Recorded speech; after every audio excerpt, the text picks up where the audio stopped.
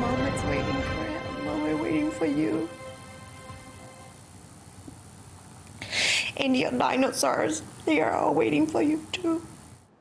A mother's heartbreaking cries for the safe return of her young son after his father is accused of violating a custody order, taking the child to India. Good afternoon. We begin with a mother's heart-wrenching appeal for help finding her son. Toronto police are currently trying to find her ex-husband, who's accused of abducting the son. CTV's Beth McDonnell is live in studio to bring us the latest details. Beth. Nathan, Michelle, Toronto police say Valentino and his father traveled to Delhi, India in July. The 3-year-old boy's mother thought it was a vacation, but they never returned, and she's been worried sick ever since. It's a desperate plea from a mother for the safe return of her 3-year-old son, Valentino.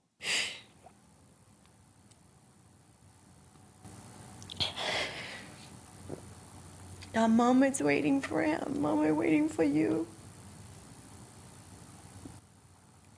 And your dinosaurs, they are all waiting for you too.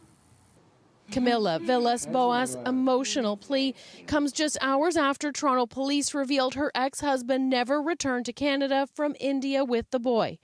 48-year-old Kapil Sunak was ordered to return August 8th. He's now wanted for abduction by parent custody order. You don't need to do this.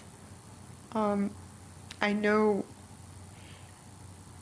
you have this mindset that nobody can win you, that you're always going to make it. And trust me, this is not about you. This is not about me. This is only about him. Police say Sunak and Valentino are still believed to be in India. I only had one chance to have a video call with him once he left to India. And on the video call, that happened only one time, he would come to the camera with one eye closed. Mom, can I come home? Please, can I come home? And it was breaking my heart. Valentino's mother says she didn't know about the trip until after they had gone. She says over these past months, she still tried to believe her ex and her son were on vacation and they would eventually return, but then started to realize it was never a vacation. She says every Sunday she goes to the boy's room praying he comes home. Anyone with information is urged to contact police. Reporting live, I'm Beth McDonnell. Thank you, Beth. Police are investigating after 2 people were found dead in the area of Credit Valley Road and Erin Mills Parkway. The call came in early this morning with limited information being provided from police. CTV's John Musselman is live with the latest on the investigation. John. Well, Nathan, here's what we do know. Just a short time ago, 2 bodies were removed from townhouse number 82 behind me. We'll start with some video this morning. As you mentioned, this was near Credit Valley and Erin Mills. Police called here around 4:30 this morning. When they got inside, the information was they found 2 bodies here. Now, we're getting very few details from Peel Regional Police. We don't know what caused the deaths of these 2 people. They also have not been identified. Here's what neighbors have told us, though, that a couple lived in this townhouse unit for about 3 years. A woman lives in the unit with her husband. We're told that the woman who lives in the unit also has some health issues. But again, police have not said who, in fact, has been killed in these units and who the bodies are. But here's what neighbors did have to tell us. Surprised. It's not anything that anybody would ever want to learn about on any given morning, right?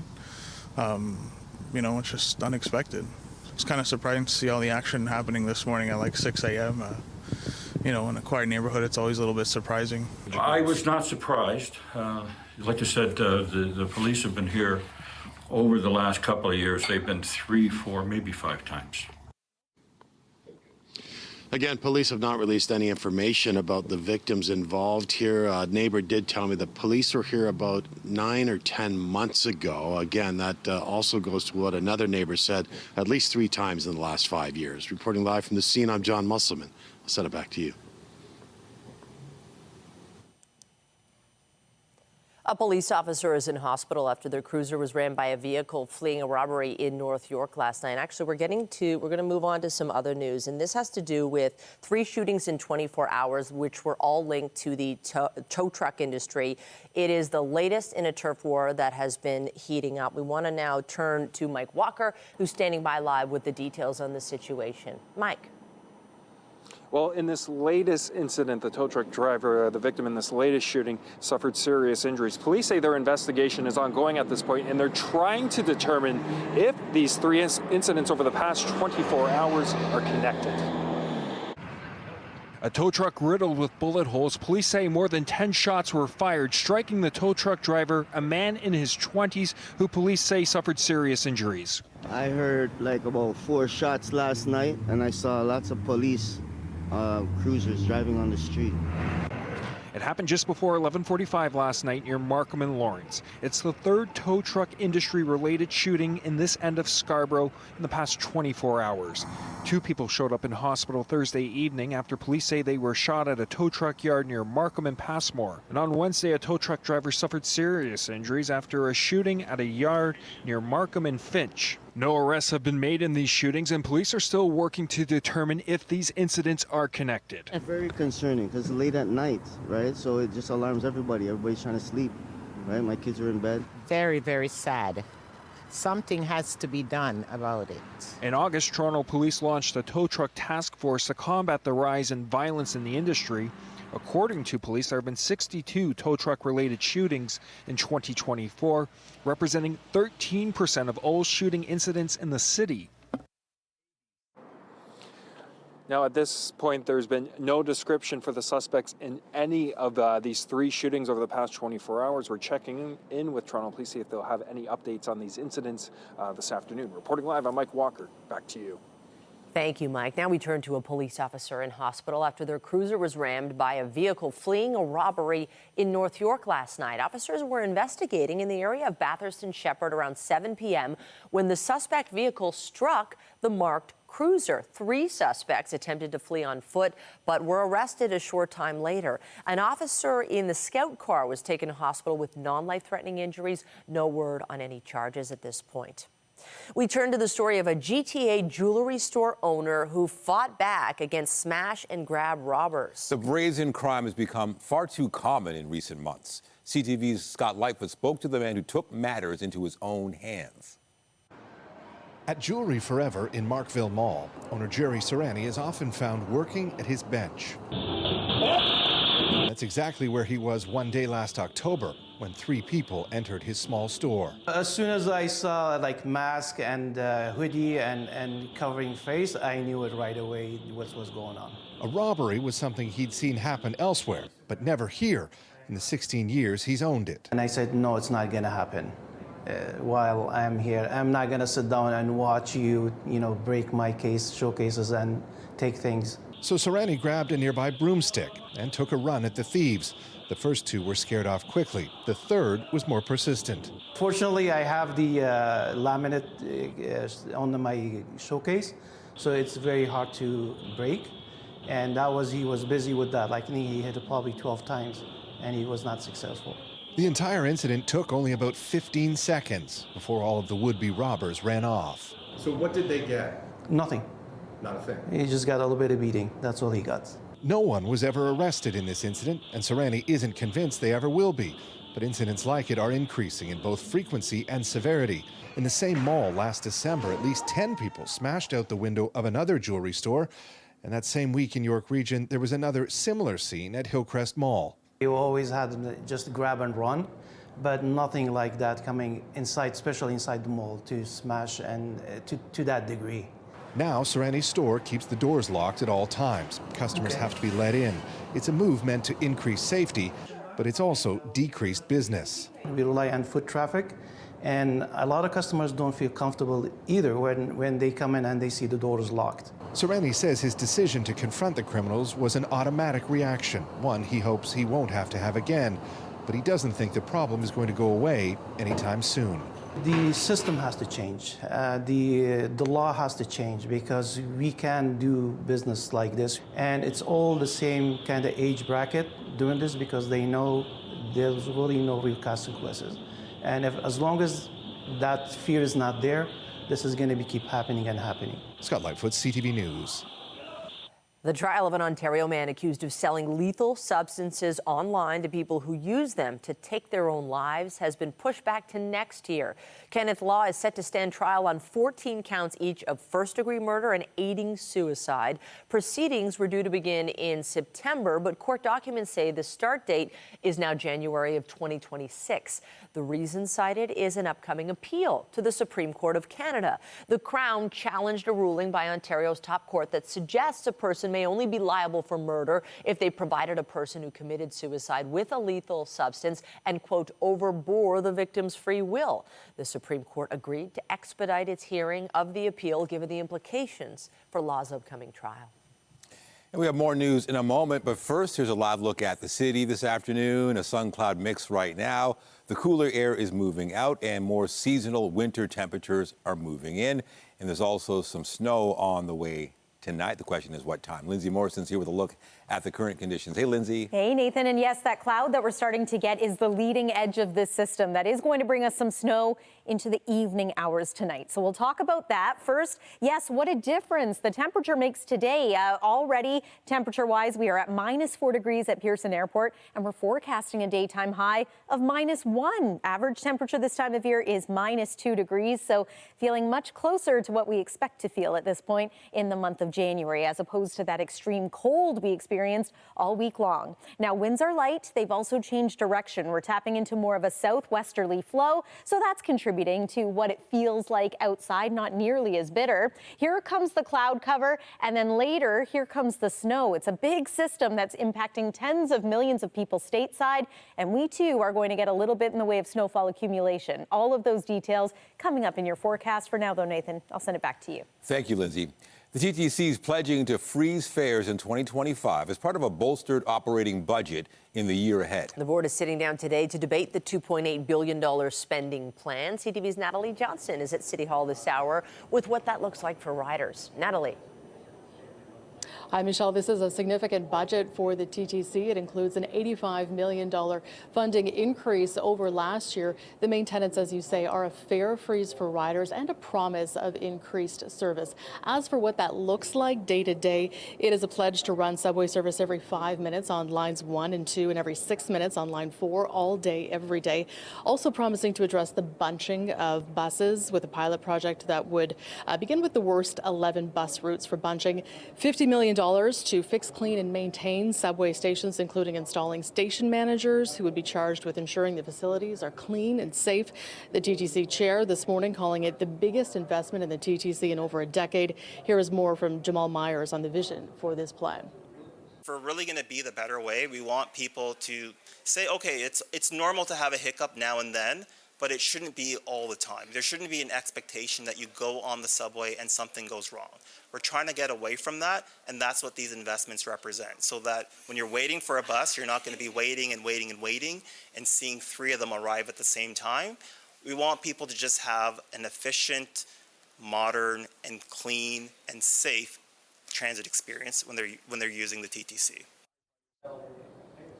Myers did warn this morning that it will take some time for these changes to come into effect before riders start directly noticing these improvements, saying, though, that there is accountability, that he is standing up, saying this money will be spent and they are expecting these problems to be addressed. Reporting live at City Hall, I'm Natalie Johnson. Nathan, over to you. Thank you, Natalie. Meanwhile, the TTC has updated its list of reduced speed zones to include 13 stretches of lines 1 and 2. Commuters will be familiar with those areas where trains operate more slowly as a safety measure. The transit agency says it does so to keep service moving while tracks are in need of upgrades or maintenance.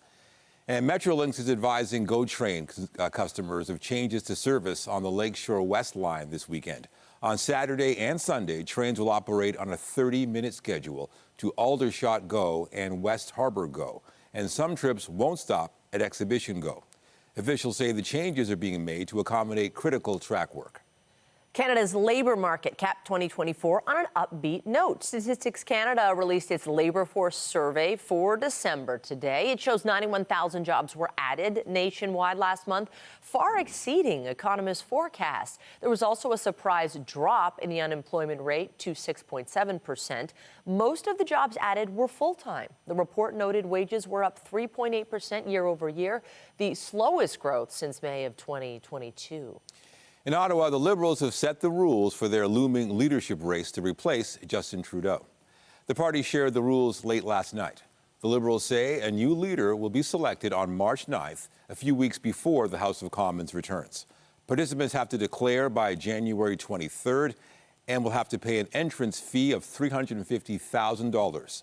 To vote, individuals must be 14 years of age and a Canadian citizen or permanent resident, or have status under the Indian Act.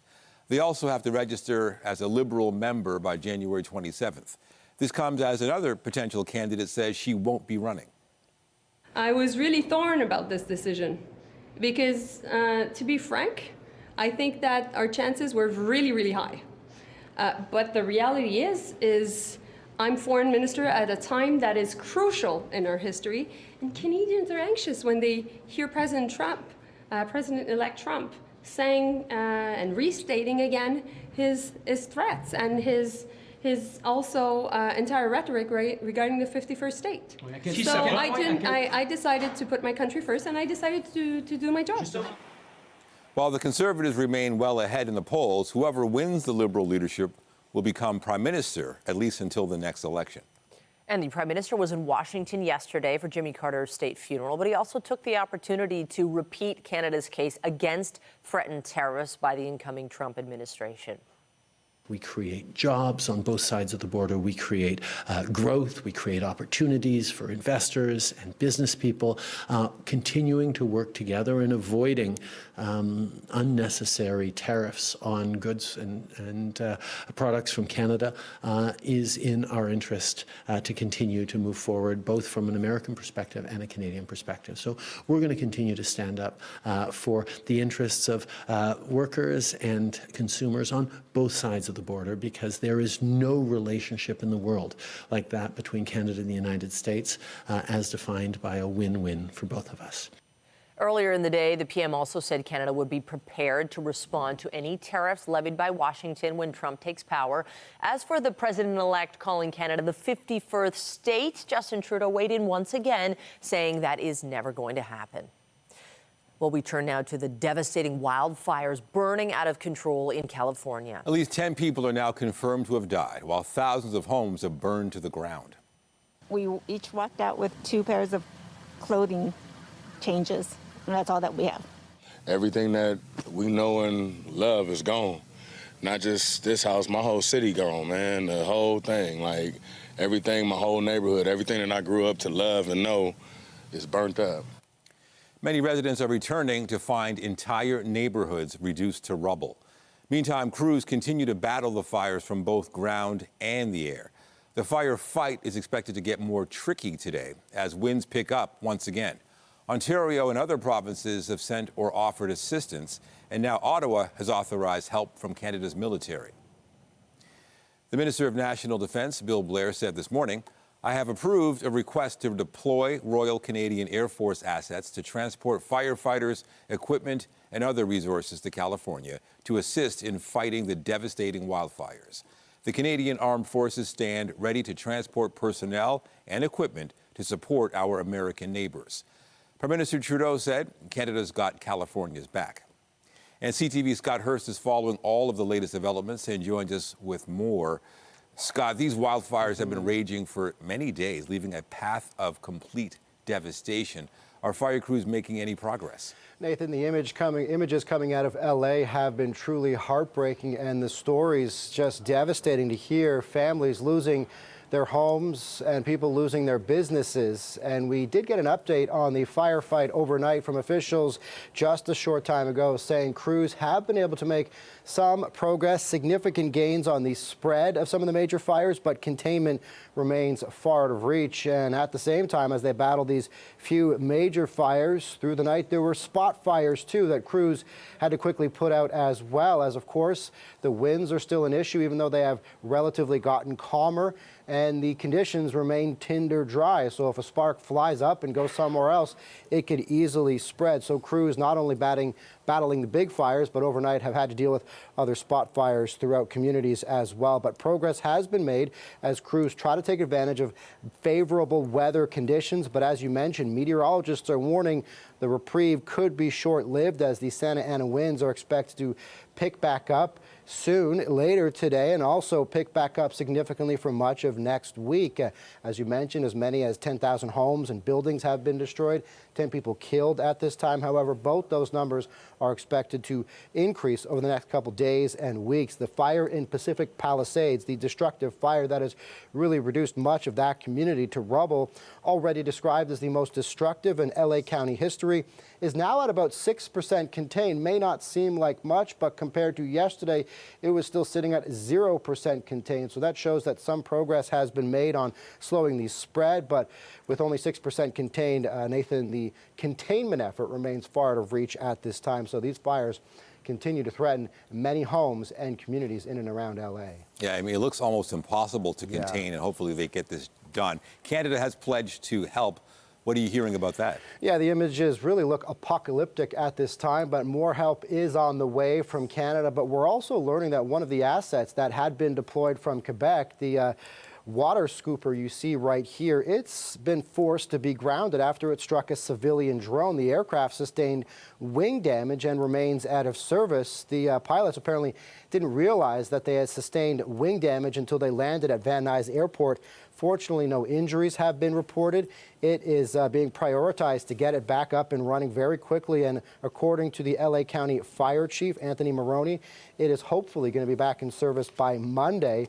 The incident is now under investigation by the FAA. So a small setback in the firefighting efforts and some of the help that has come from Canada. But as you detailed leading into me, more help is on the way from the federal government, and also more help is on the way from British Columbia. More help is on the way from Alberta and Ontario as well, Nathan. Yeah, I'm sure they need it. CTV's Scott Hurst on the California fires. Thank you. Thanks, Nathan. After the U.S. Supreme Court rejected his last-minute request to halt proceedings, Donald Trump was sentenced in his New York hush money trial today. The U.S. president-elect appeared virtually from his Florida home and repeated claims he did not commit a crime. He was convicted on 34 felony counts, accused of falsifying business records to hide a payoff to porn actor Stormy Daniels. The judge officially sentenced Trump to no penalty, noting the legal protections he'll have as president. And all eyes are on the U.S. Supreme Court today as TikTok appeals a law requiring it to sell off its U.S. operations or wind them down. The social media platform and its China-based parent company ByteDance will argue the law violates free speech rights. The U.S. government says TikTok could be used by Beijing as a tool for spying or political manipulation. President-elect Trump has called for the January 19th shutdown deadline to be paused, saying he'd like to find a, quote, political solution. Lindsay. So we know that snow is coming, and as we try to pinpoint the timing of its arrival, I'm happy to say that right now it looks as though the majority of the snow will fall after the evening commute. Here's what to expect. Perhaps an accumulation anywhere from 4 to maybe 6 centimeters of snow around the GTA, likely getting going in most areas around 7 p.m. Some will be a little bit earlier than that, and some will be later as the system moves from west to east. It is going to taper off by tomorrow morning, but again, there's a look at just how much snow could end up piling up. Some light shoveling to be done, likely to kick off your weekend. And speaking of, we have a full look at your weekend forecast coming up after this break here on CTV News. This year marks a somber anniversary. It's been 80 years since the liberation of Auschwitz. The Royal Ontario Museum has a new exhibit opening today dedicated to understanding and education. And that's where we find our Jessica Smith. Jess. Now, the exhibition here is titled Auschwitz, Not Long Ago, Not Far Away, and it opens today ahead of the anniversary of January 27th, 1945. Now, there are over 500 original artifacts here that have mostly never been seen by anyone in Canada before. And throughout the winter and in towards the spring, there are a number of events and guests coming through to share their stories with people here at the museum. Luis Ferrero, a director of Musalia, a group that worked with the ROM to bring this exhibit here, says it's important to recognize history as we move into the future. The exhibition tells the story of one specific location, place, which is Auschwitz. So it's a specific time that we explain, but actually it contains a universal message. So history doesn't always repeat itself exactly the same, but there are rhymes here and there. So this exhibition, hopefully, through the authenticity of more than 500 original artifacts, never displayed before in Canada, and actually it's the only stop that we're going to do in this country, through their authenticity, we can actually understand how such a place could come to existence, and that gives us the tools to understand more critically even our own present and maybe analyze things more in a better, more informed way. Now, the ROM does offer a number of educational programs free for Ontario students, and this programming is well offered for seniors. Now, the exhibit runs here all the way through to September 21st, 2025. Reporting live, I'm Jessica Smith. I'll send it back to the studio. Thank you, Jess. Really appreciate it. And all week, the weather, how cold, would be a great time to take in a museum exhibit because it has been chilly. But did you feel that little bit of relief out there this morning? Right. I mean, we're still below the freezing mark, but it felt like it was almost, early spring compared to what we've had over the last few weeks. Exactly. So instead of feeling like the minus teens, it still feels like the minus single digits. And in the northern parts of Ontario, instead of feeling like the minus 30s, it feels like the minus 20s. So we're heading in the right direction. And we do have a pretty mild weekend ahead. We just have to get through a little bit of active weather first. That's the trade-off, and that's going to happen tonight. Weather is brought to you by the Presler Law Firm Injury Lawyers. You don't pay unless they win. Snow has already been flying across parts of the United States, including in the south. There is snow falling from Texas all the way over to the Carolinas, even states like Georgia getting into some snow. Amarillo seeing more snow the last day than it has seen in the last 10 years. And you can bet that flights are going to be disrupted today, likely tomorrow for the eastern half of our continent, really. So just a heads up if you are traveling stateside to be aware of this. Let's talk temperatures first here in southern Ontario, because it's true. What a difference. -4 degrees is what we're sitting at right now here in Toronto, and we're forecasting an afternoon high of -1. It is going to be a great afternoon to get outside, maybe take the dog for a walk. We'll see the sun start to slip away. Cloud cover is going to increase, but the active weather really doesn't get going until, for most, after dinner tonight. Here's a look at our almanac. Seasonal average is -2 degrees, so we're actually a hair above that for today, and we'll be even warmer this weekend. Now, if you want to go out skating this evening, a heads up that the snow is expected to begin around downtown, perhaps 6, 7 o'clock. Might be a little bit later if the system lags, but in any case, periods of snow through the evening hours tonight, and then continuing overnight and into early Saturday morning. This is a forecast radar giving you a bit of a visual of what this system is going to look like. Anywhere from 4 to 6 centimeters of snow expected around the GTA. Some areas outside of the GTA could see a little bit more than that. A little bit of lake enhancement possible too, although the winds are coming from the south today as opposed to the northwest, as they did pretty much all week long. So there's about 5 p.m. We're really not getting into things until a little bit later. Once again, 7, 8. You can expect that this snow is going to be widespread. It'll be light as it's coming down, but again, it will start to accumulate. By the time most are waking up on Saturday morning, this snow should be tapering off. There might be a few lingering flurries into the afternoon, maybe some sunny breaks. That'll be nice. It looks like a mostly cloudy day on Sunday, and then a few flurries are going to be in the forecast by the end of that day too. But overall, nice looking weekend to get outside, enjoy some winter weather fun, because the high is only 0 on Saturday and -1 on Sunday. We're also going to have a decently mild day for Monday of next week, but after that, things are going to start to change. So -4 degrees for your Tuesday, -5 for next Wednesday, with the overnight lows back in the minus double digits. And you can bet it's going to be feeling colder than that once we factor in some wind chills as well. That's a look at your weather for now. Michelle, over to you. Thank you, Lindsay. And still ahead, a change is coming to healthcare in this country. The federal healthcare minister is saying provincial health plans will soon cover primary care by nurse practitioners. We speak to a health regulatory lawyer about what this means after the break.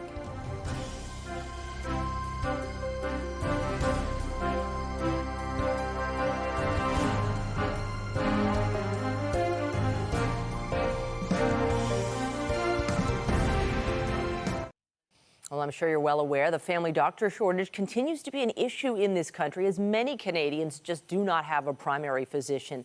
To bridge the gap in primary care, Federal Health Minister Mark Holland says a new interpretation of the Canada Health Care Act will take effect next year, allowing regulated healthcare professionals who aren't doctors to bill the government for medically necessary services that would otherwise be provided by a physician. For more on this and what it means, we're joined by Christine Laviolette, a health regulatory lawyer and partner at Borden Ladner Gervais law firm. Christine, you've noted this has been several years in the making. Can you first help us understand the background and why were there calls for this in the first place? Absolutely. We've seen in the last few years an expansion in the services that are being provided by healthcare providers that are not physicians. These are practitioners such as nurse practitioners to help fill the gaps that we're seeing in access to care. And patients were asking the province, why were they being charged privately for these services that would otherwise be covered by a physician, by OHIP, if it was provided by a physician? And so in turn, the province asked for guidance from the federal government on whether the services should be covered by the province. Now, healthcare is the responsibility of the provinces, but the provinces get funding from the federal government.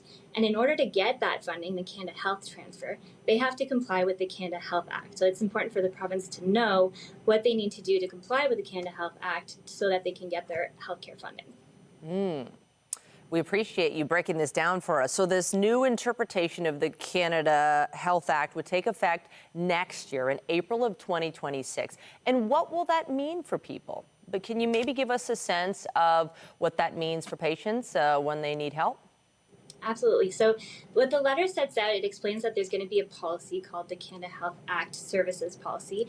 And the policy is going to confirm that if a service is considered medically necessary, it has to be covered by the province or the territory, whether it's provided by a physician or a physician equivalent. So if right now you're going to see a nurse practitioner for a service that you're being charged by the nurse practitioner for, that if you went to see a physician for the same service and you wouldn't be charged for, that nurse practitioner can no longer charge you for that service. So fair to say folks won't be out of pocket as much for some of their healthcare needs? For the medically necessary services, it should be that the province should be covering more of these medically necessary services. Now, we know there's a big strain on healthcare. What kind of impact do you think this change will have? Do you think we'll see a difference in the time it takes for people to get help and just overall well-being? Well, it's hard to see how this is going to play out in practice. We expect that the provincial government is going to be putting out some legislation and guidance on how they're going to be putting this interpretation into practice to make sure that they meet the funding. We also expect that healthcare providers are going to be pivoting. This is not the first time that in healthcare there's been changes in what the government is going to fund. During the pandemic, we saw during COVID there was lots of changes surrounding virtual care funding. So we expect that there will be some pivoting from healthcare providers, making sure that they're adapting and getting patients access to the care that they need. Do you foresee any pushback, any criticism at this point? If you've been following the last 2 years in anticipation for this letter, there has been lots of criticism on both sides. It will be interesting to see how it actually plays out. I think it's yet to be seen how this plays out in practice, but there will be likely some criticism. Well, I know this is early days and you're just getting the information, so we appreciate you helping us better understand it. Christine Laviolette is a health regulatory lawyer and partner at Borden Ladner Gervais. We appreciate it. Pleasure. Public health officials say COVID, flu, and RSV are continuing to spread across Ontario to start the year. More than 13% of lab tests for COVID and flu came back positive during the week of December 29th to January. That's considered a moderate level. Meanwhile, more than 1,000 hospital beds were occupied by COVID patients in that time, and 8 died. 415 were in hospital with the flu and 346 with RSV. British Columbia is bringing back masking requirements in healthcare settings as respiratory virus cases climb. We're seeing an increase in influenza. We're seeing RSV, which stands for respiratory syncytial virus, also quite active. It's elevated, and there are some early signs that it might be peaking. The virus that causes COVID-19, known as SARS-CoV-2, is also in the mix. In BC, about a third of emergency room visits last week involving children were due to respiratory symptoms. Health officials stressed that it's still not too late to get your flu or COVID shots for the season. Meantime, a 13-year-old girl with avian flu has been discharged after spending several weeks at a BC hospital. The teen was taken to a pediatric ICU with respiratory failure and pneumonia on November 8th. She tested positive for H5N1 a day later. In a statement, her family says they are grateful to have their daughter back home. Researchers in Waterloo are attempting to use genetically modified bacteria to break down harmful microplastics in wastewater. As CTV's Ashley Bacon learns, the goal is to destroy the plastics before they have a chance to pollute the environment. These researchers at the University of Waterloo are on a mission. Without sort of any interventions like PET plastics would likely last over 100 years. They're trying to develop a genetically modified bacteria that can break down microplastics found in household wastewater. We took a bunch of different parts, different genetic parts you can call them, and we assembled them together. And then essentially put that sort of complete set of instructions into our lab strain of bacteria. So these are just like our friendly lab bacteria. And then we use those lab bacteria to then deliver the set of instructions into the wild bacteria. Using samples of the region's wastewater, they found their modified bacteria could decompose microplastics before they enter the environment. Microplastics that can come from a variety of sources. Typically from things like synthetic clothing. They've been focusing on polyethylene terephthalate, better known as PETS plastic, the type that can be found in most aspects of everyday life, such as in carpets or food and drink containers. We used in our project the container for that was holding oregano, and we saw that by putting that container in proximity to these bacteria, that you'd get full degradation of that plastic. Chemicals in these plastics are associated with insulin resistance, cancer, and decreased reproductive health. That end up in organisms that get eaten up by fish, that get eaten up by us, that we drink through our water. And so to eliminate any of those health effects, we want to get rid of those microplastics. Researchers are still assessing the risks of using this modified bacteria in the natural environment before they can take their work beyond the walls of the lab. Ashley Bacon, CTV News, Kitchener. Still to come, strong job numbers lead to a slip for Canadian stocks. Details and the rest of your business headlines on this Friday when we return.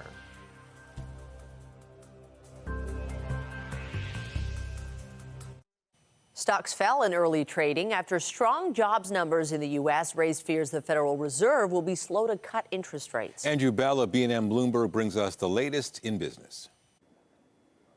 Hello there. Here are your business headlines.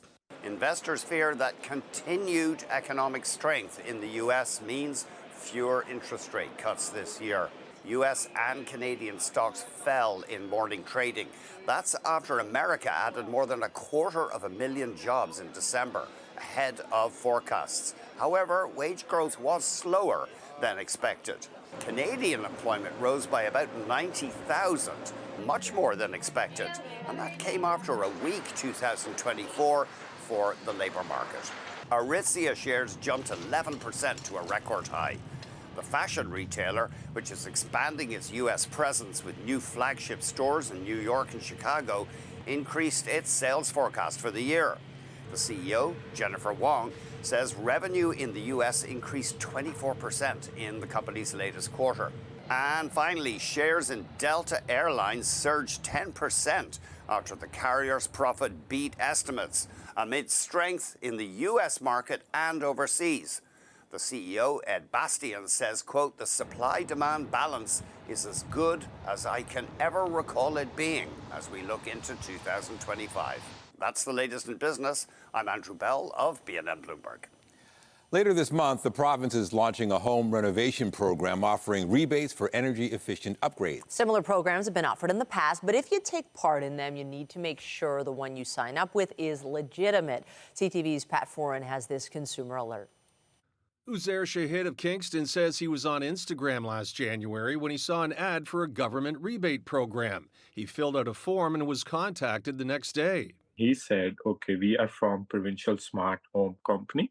So because of the word Provincial Smart Home, I thought this is like a provincial program. Shahid signed a contract with Provincial Smart Home Services to get a heat pump, water heater, and smart thermostat for $25,000.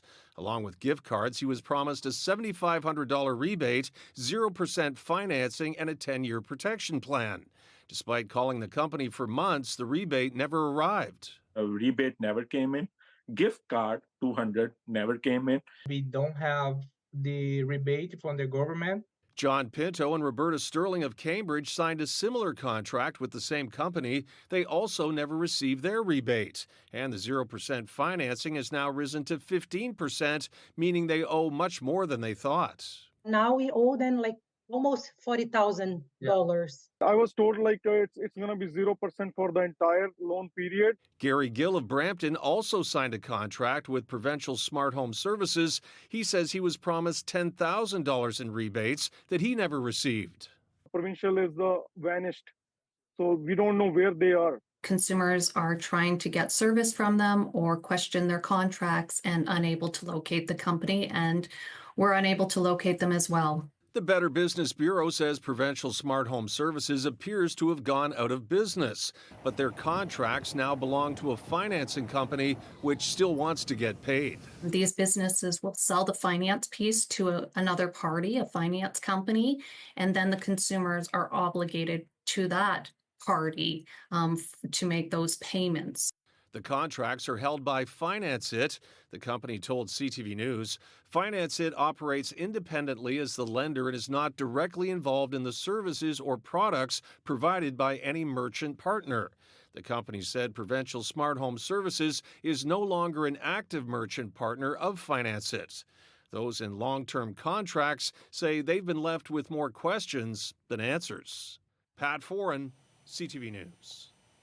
In sports, the Maple Leafs were looking to continue their winning ways, taking on the Carolina Hurricanes last night.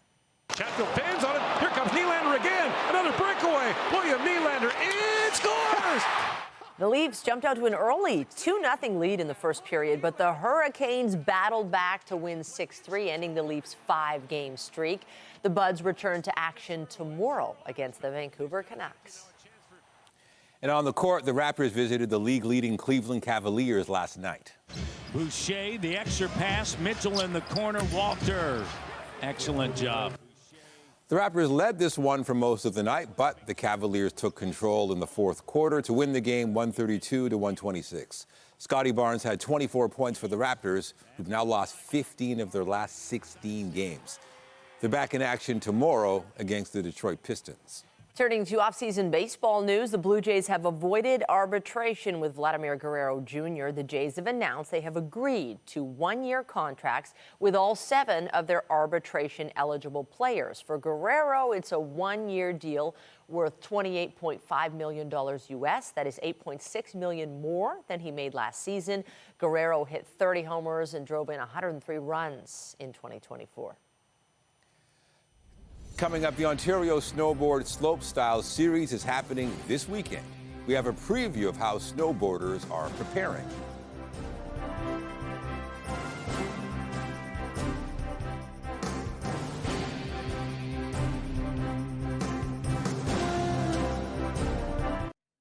They are getting ready to tear up the hills at Mount St. Louis Moonstone. That's where the Ontario Snowboard Slopestyle Series will soon get underway.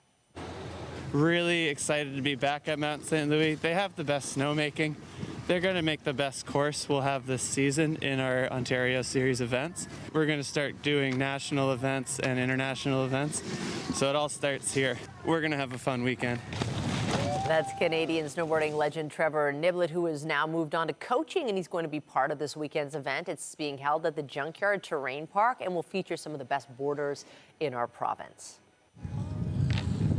I remember as a kid always looking up to these competitions, and I competed myself for skiing, but it was always seeing these events is what got me into it. So having the young boarders be able to come out and watch this kind of event, it's going to create that next generation of boarders, which is always so important for the industry. So training happens today with the competition getting underway at 9:30 tomorrow morning. They look so cool, don't they? And we're getting the snow that they're going to need. Ski season started I mean, compared to last year, my goodness, it's well underway. Yeah, it's been excellent, I think, for ski resorts in the province. And I'm happy to say there's a little more natural snow on the way. It's maybe not the news everyone wants to hear, but it's coming this evening. Here's a look at what that's going to look like on our forecast radar. This is to help give you a visual of that snow arriving. And it happens the evening hours tonight, hopefully past the evening rush. That would be great news for the roads. But you can anticipate periods of snow mid-evening, late evening, and overnight too. We're falling to a low of -4 degrees. That's it. What a nice change. It is mild this weekend, but see the purple at the top of the screen? That's coming back through the middle part of next week. And yes, that's a visual that's indicative of the cold Arctic air, another polar vortex, if you will. Here's the 7-day forecast. Good weekend to get outside. It's not going to be nearly as cold. Just watch for some cloud cover and a few flurries. Nathan and Michelle. All right, looking forward to it. Thank you, Lindsay. And that's it for CTV News at noon. Remember, you can get Toronto's breaking news all day long on CP24 and at ctvnewstoronto.ca. For Lindsay Morrison and all of us here at CTV News, have a pleasant afternoon. I'm Michelle Dubé. And I'm Nathan Downer. Be sure to join us later for CTV News at 5 and 6. Have a great afternoon.